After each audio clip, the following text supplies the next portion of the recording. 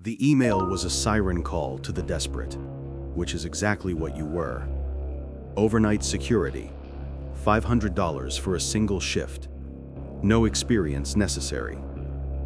The address was for Echo Terminal, a monolithic, windowless concrete building on the industrial city's edge, a place that seemed to swallow the light from the street lamps around it. The interview wasn't with a person, but with a door. A heavy, reinforced steel door with a keypad and an intercom.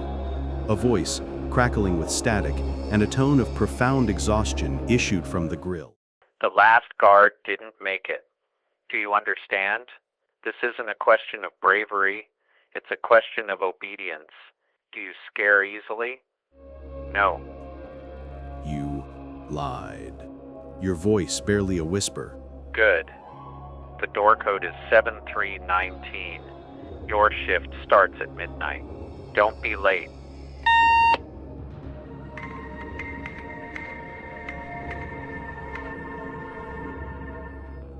The intercom died with a final brittle click. At 11:58 p.m., you punched in the code. The door hissed open on pressurized hinges, then slammed shut behind you, the lock engaging with a sound like a tomb ceiling. You were in a small, stark antechamber. The only thing there was a metal desk bolted to the floor, and on it, a single, heavy-duty flashlight and a laminated card. The air was cold, sterile, and carried the faint, metallic scent of ozone and something else. Something coppery, like old blood. You picked up the card. The heading was printed in a stark, official font. Echo Terminal. Night Watch Protocol. Survival is your only duty. The rules were numbered, precise, and insane. The director. The central monitor wall is your lifeline. The figure in Monitor 6, Corridor C, will always be present, standing with its back to the camera. You must never look away from Monitor 6 for more than 5 consecutive minutes. It is measuring your vigilance. If it ever turns around, do not look at its face. Look directly at Monitor 1 and state clearly, the shift is not over. It will reset. Failure to do this means it has taken direct interest in you. The whistler in the vents.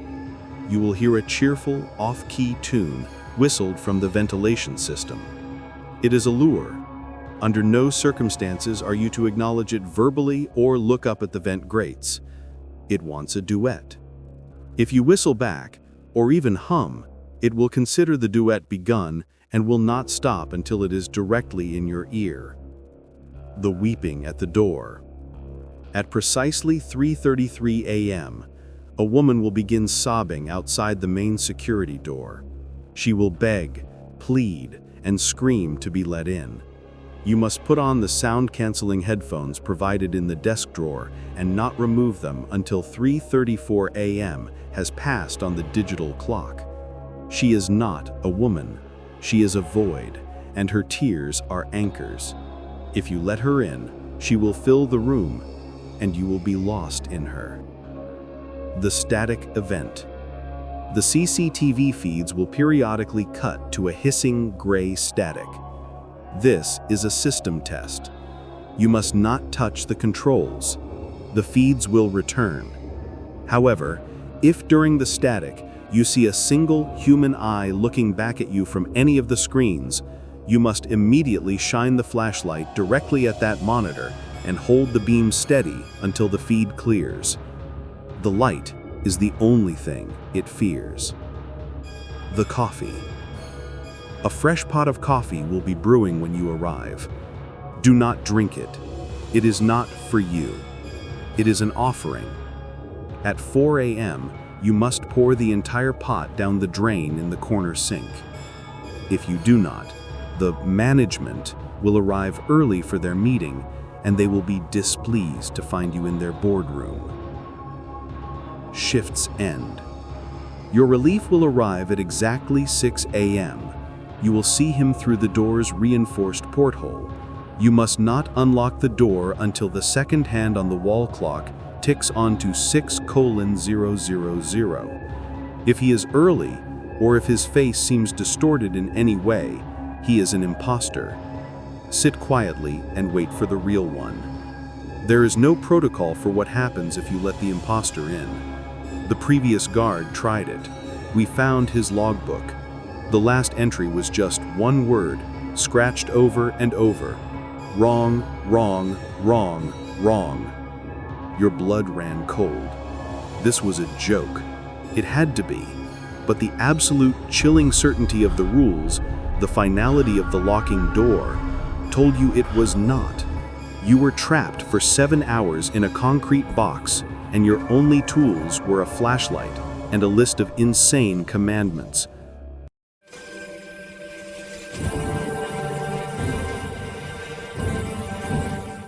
The first hour was a symphony of tension. The only sound was the low hum of the servers and the frantic thumping of your own heart. You sat rigid, your eyes glued to the bank of monitors. And there it was. On monitor 6, a tall, slender figure in a long, dark coat, standing perfectly still in the middle of corridor C, its back to the camera. The image was grainy, monochrome, but the presence was palpable. It felt patient. At 1:17 a.m., it started. A soft, jaunty whistle, tinny and distant, as if coming from an old radio. It echoed through the metal ventilation shafts, impossible to locate. It was a simple tune, but there was a wrongness to it, a discordant note that set your teeth on edge. Don't acknowledge it, the rule screamed in your mind. You clenched your jaw, focusing on the monitors. The figure in corridor C had not moved. The whistle circled you for 20 minutes, sometimes fading to a whisper, sometimes swelling as if right outside the grate above your head. It was a provocation, a predator testing its prey. You didn't look up. You didn't make a sound. Finally, it faded away, leaving a silence that felt even more menacing.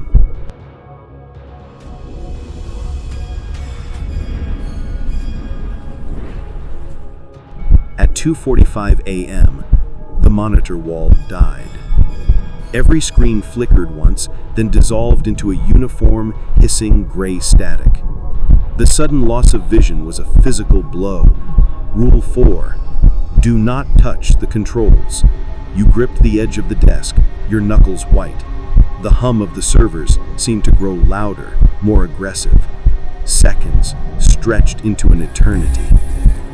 Then, on monitor 3, the feed for the main antechamber where you had entered, the static seemed to coalesce. In the center of the screen, a shape formed. It was a single, human eye, wide open, unblinking. It wasn't on the screen. It felt like it was looking through the screen, directly at you. The pupil was vast, black, and bottomless. Panic seized you. You fumbled for the flashlight, your hands slick with sweat. You thumbed the switch, and a brilliant, white beam cut through the gloom. You thrust it towards monitor 3, holding the light steady on that horrifying eye. The eye flinched. It was a subtle, almost imperceptible twitch, but it was there. It didn't like the light. You held the beam, your arm trembling. For 10 agonizing seconds, you and the eye held a silent, terrifying standoff. Then, the static on monitor 3 crackled, and the eye vanished. One by one, the other screens flickered back to life. Corridor C, the figure was still there. It hadn't moved. You slumped back into the chair, breathing in ragged gasps.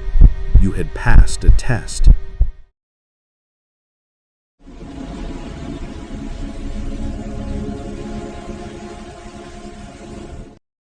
As the digital clock on the wall shifted to 3:33 a.m., a new sound began.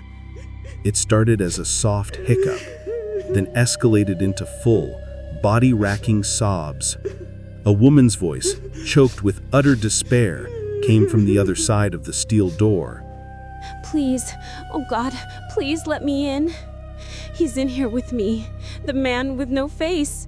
I can hear him breathing. Your hand instinctively went to the desk drawer, pulling out the bulky, sound-canceling headphones. You put them on.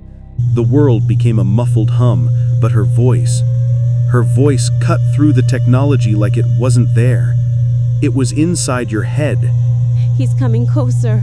Please, just open the door a crack. I just need to see a friendly face. Her pleas were psychic nails being driven into your skull. You could feel a profound gravitational pull towards the door, a desperate need to end her suffering. Your hand twitched, hovering over the door release button. What if it was real? What if you were condemning a real person to death? My baby is in here! He has my baby! The sound tearing through the headphones like shattering glass. You squeezed your eyes shut, gripping the desk, repeating the rules in your mind like a mantra. She is not a woman. She is a void. Her tears are anchors. You focused on the clock. 3:33:45. Only 15 more seconds. It felt like a lifetime. The screaming reached a pitch fever, a sound of pure, existential terror. Then, as the clock ticked to 3:34:00, it stopped. Not faded, stopped, as if a switch had been thrown. The silence that followed was absolute. You slowly, carefully removed the headphones. Your ears were ringing. The air felt heavier, as if the void outside had pressed itself against the very molecules of the room.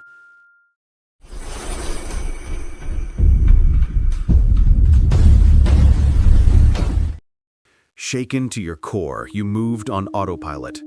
The coffee pot on the warmer had filled with a dark, viscous liquid that smelled nothing like coffee.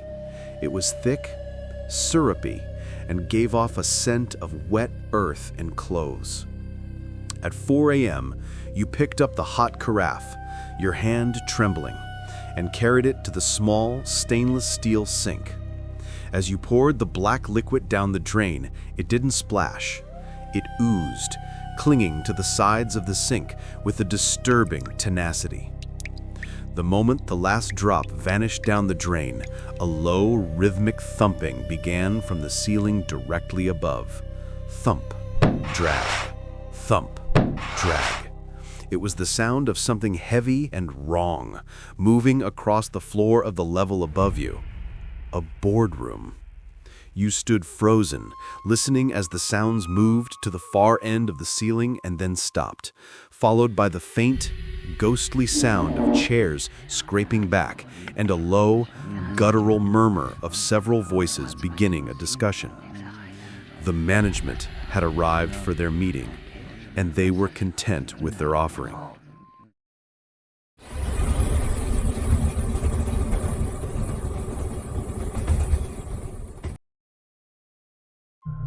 The last 2 hours were a special kind of hell.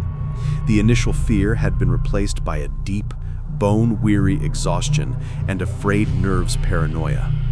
Every shadow seemed to shift. The hum of the servers sounded like whispered conversations. You kept your vigil on monitor 6. The director had not moved. At 5:58 a.m., a wave of desperate hope washed over you.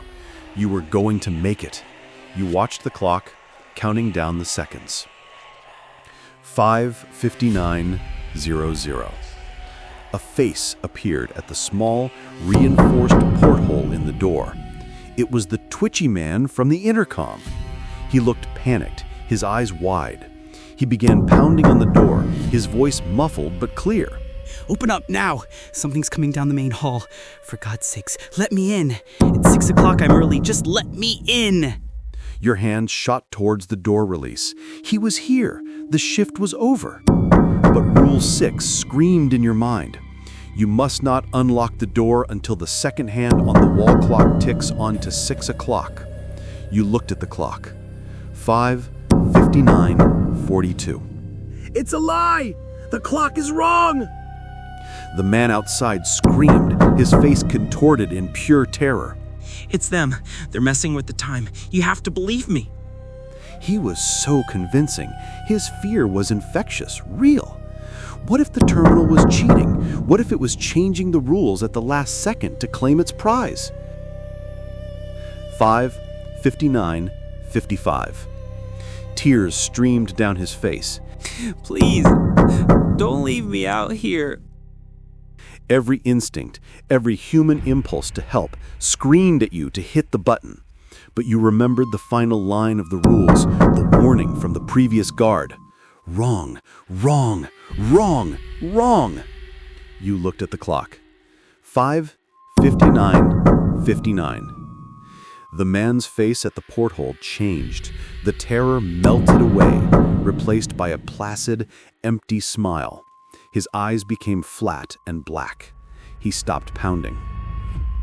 The second hand ticked. 6 o'clock. A new face appeared at the porthole. It was the same man, but he looked tired, bored, and utterly normal.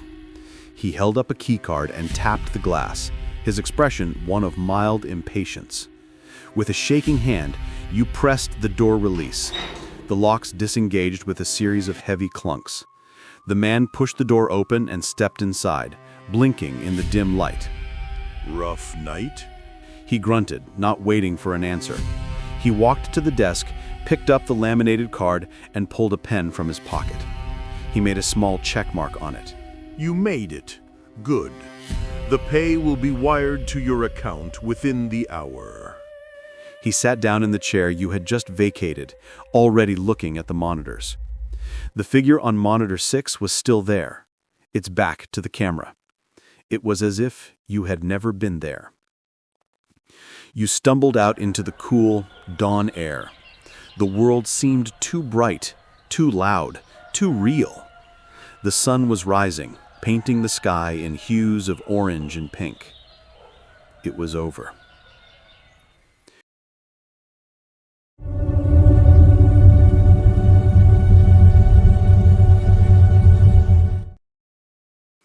You collapsed into your bed at home, sleeping a dead, dreamless sleep for 12 hours. When you woke, you checked your bank account. The $500 was there, along with a $200 hazard bonus. You should have felt relieved, rich even. But a deep, lingering unease had root in your soul. That night, as you tried to watch TV, the screen flickered. Just for a second, it dissolved into gray static, and in the center, you saw a single, unblinking eye. Your phone buzzed, a new email. Subject, your performance review and next shift. Body. Employee 7319. Your conduct during your initial shift at Echo Terminal has been rated satisfactory. Your attention to protocol, particularly during the static event and the final deception, was noted. Your next shift is scheduled for tonight. Failure to report will be considered a breach of contract. The management looks forward to your continued service. Attached to the email was a photograph. It was a grainy, black and white still from a security camera. It showed you from behind, sitting at the desk in the security booth, and standing directly behind your chair, one long, pale hand resting on your shoulder, was the tall figure from Corridor C. Its head was turned, no longer facing the camera, but angled down towards your ear, as if whispering something. The game wasn't over. It had just begun. The terminal didn't just want to test you, it wanted to keep you. And by surviving, you had proven yourself worthy of its permanent attention.